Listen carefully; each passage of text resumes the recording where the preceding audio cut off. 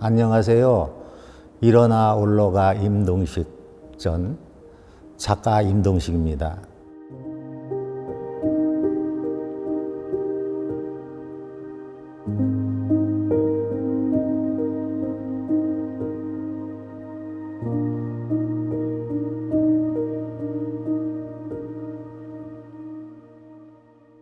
저는 지난 81년 공주 금강에 살한 여러 풀을 저의 온몸에 꽂은 적이 있습니다.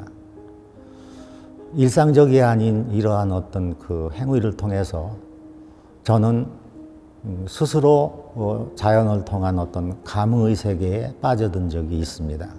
묘한 느낌의 그 순간은 일일이 이제 설명을 드릴 수가 없을 정도고요. 그러나 이 작업에는 특별한 논리적인 해설은 없습니다. 그냥 젖어져오는 그런 감흥이었고요. 그를 통해서 사변, 탐닉, 감각, 온갖 어떤 구조적인 생각, 그런 덫에서부터 저는 벗어날 수가 있었습니다. 그래서 그 작업을 오랜 세월 잊지 못하고 기억하고 있습니다. 그러던 중 91년 저는 이러한 작업은 누구나가 할 수 있고 혼자서도 할 수 있고 또한 모든 이의 어떤 에게 친근한 성격이며 문외한의 이웃이라고 하는 범상치 않은 그런 이야기를 하는 이성원이라는 대학상을 만났습니다.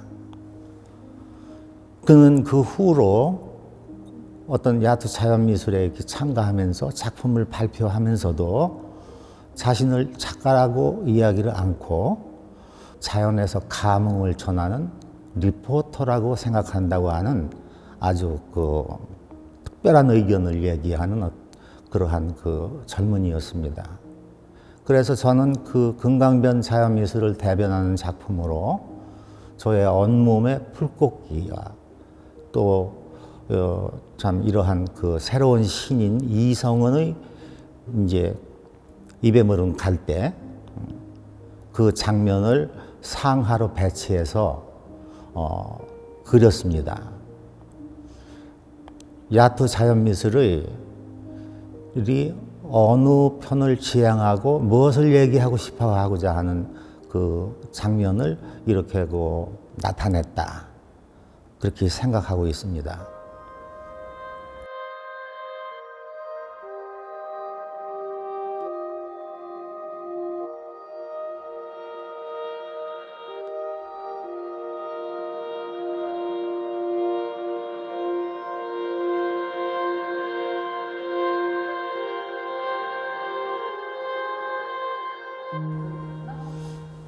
(80년대) 저는 새들과 함께하는 작업을 많이 했습니다. 단순히 이제 새들을 등장시켜서 제가 이제 무엇을 보여주고자 하는 그러한 내용의 작업이 아니라 새들이 주요기로 등장하면서 동시에 이제 새들이 어떤 작가의 의도에 의해서 이제 관중으로 초대된 그런 내용의 일을 하였습니다. 그러니까 채색된 어떤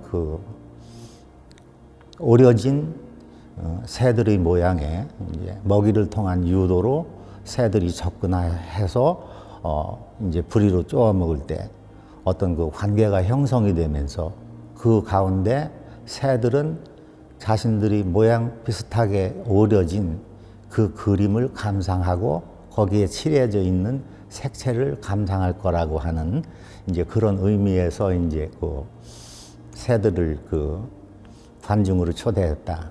이제 그런 의미의 작업을 하면서 저는 스스로 상당히 스스로 재밌었고요.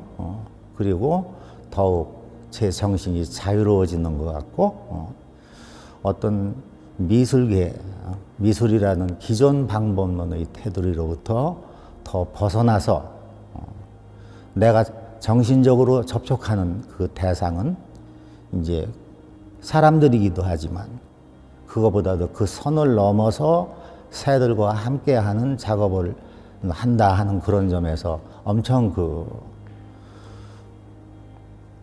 뿌듯했습니다. 이제 기뻤고요. 그러나 제 의도대로 새들은 그렇게 또 호락호락 다가오지 않았습니다.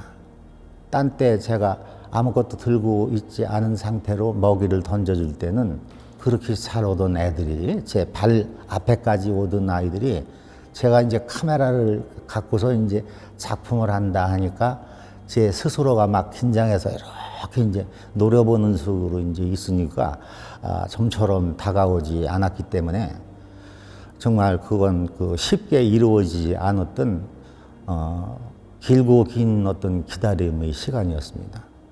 그러나 저는 그 순간이 지금 생각하더라도 너무 재미있었고, 저의 어떤 생각과 정신이 이제 어떠한 선을 넘어서, 내가 작업하는 사람이고, 새들이나 오리나 참새나 갈매기나 너희들이 나의 작품이 어떤 관중이다. 이렇게 생각할 때, 저 혼자만이 느끼는 어떤 의미의 세계에서 저는 깊이 빠져들었었습니다. 그것을 이렇게 회상하면서 여러분께 이 작품을 소개시켜 드리고 싶었습니다.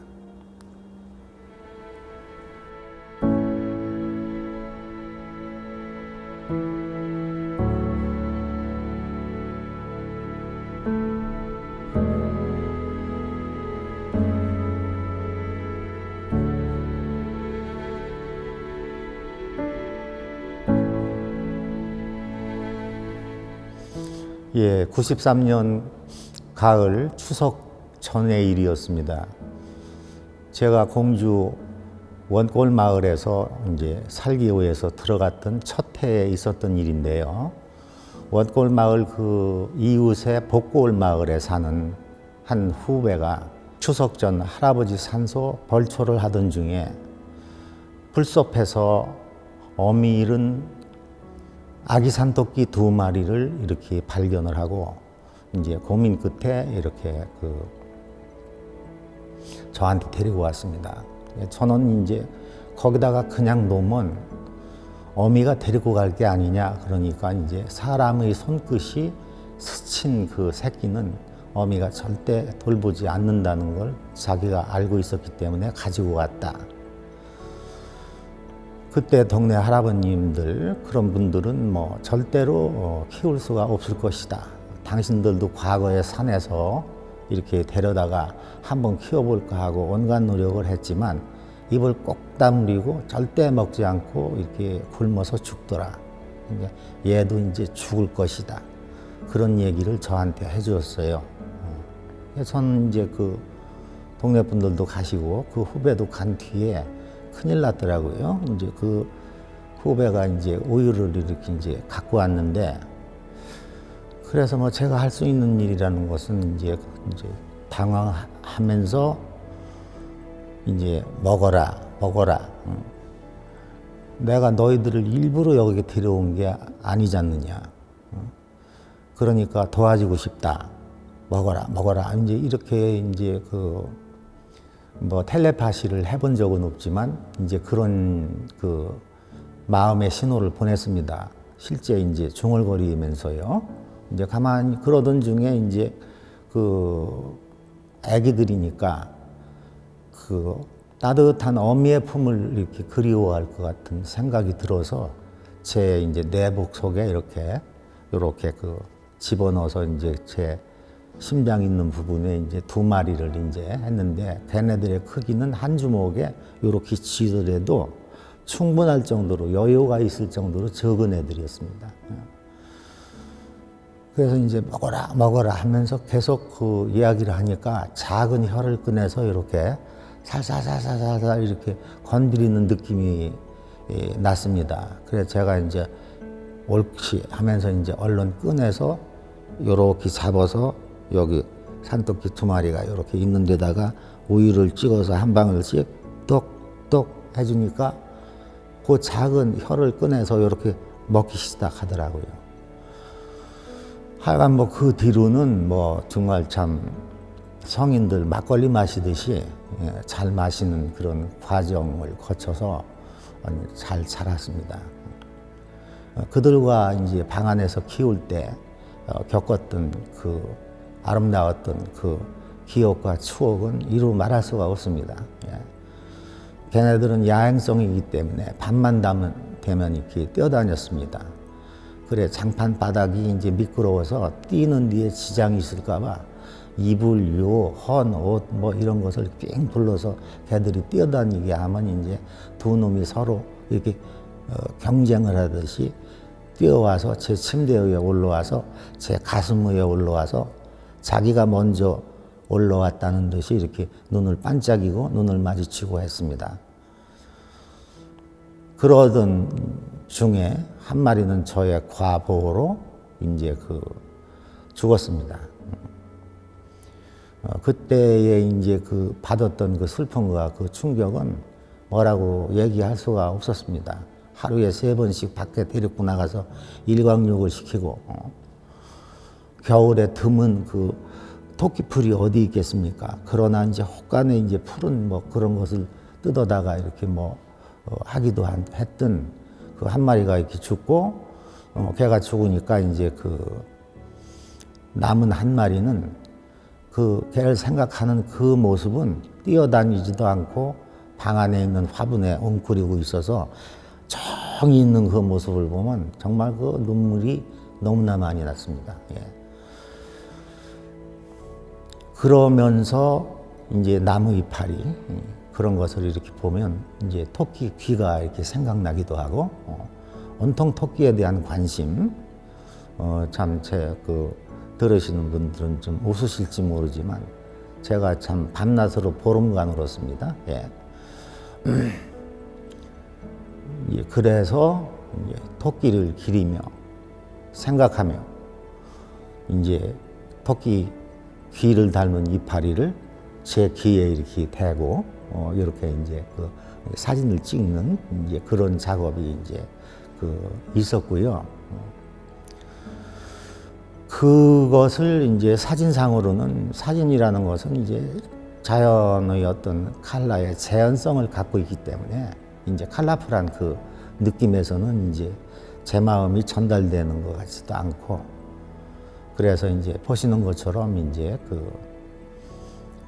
허무함과 허전함, 토끼를 그리려 하는 마음을 담기 위한 어떤 심정으로 이렇게 150호 캔버스에 이제 흑백 톤으로 다시 그리게 된 그림이 이제 제 유화 작품 2005년도에 그린 토끼입니다. 지금도 그 2마리의 산토끼 너무나 보고 싶어 하고 있습니다. 다시 만났으면 좋겠습니다.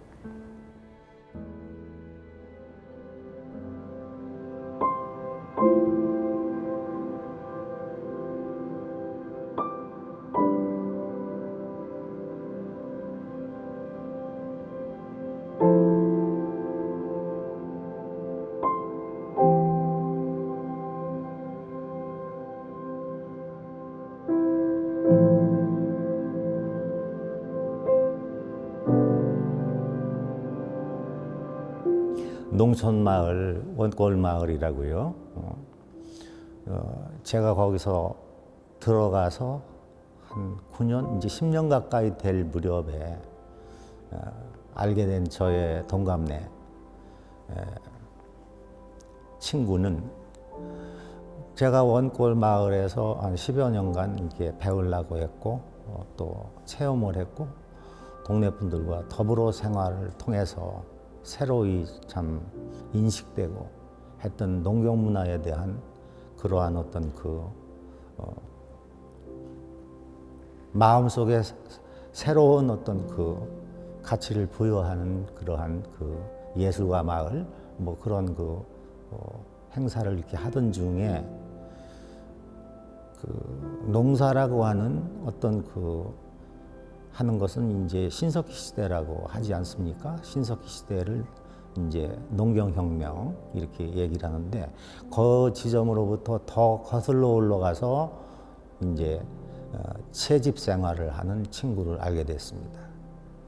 저와 이제 해방동이 동갑내이지만 이제 그 친구는 그 어렸을 때 이제 초등학교 졸업 이후에 진학을 더 이상 하지 않고 할아버지가 경영하는 과수원 일을 돕기를 시작함으로써 농사와 자연으로 이렇게 간 친구입니다.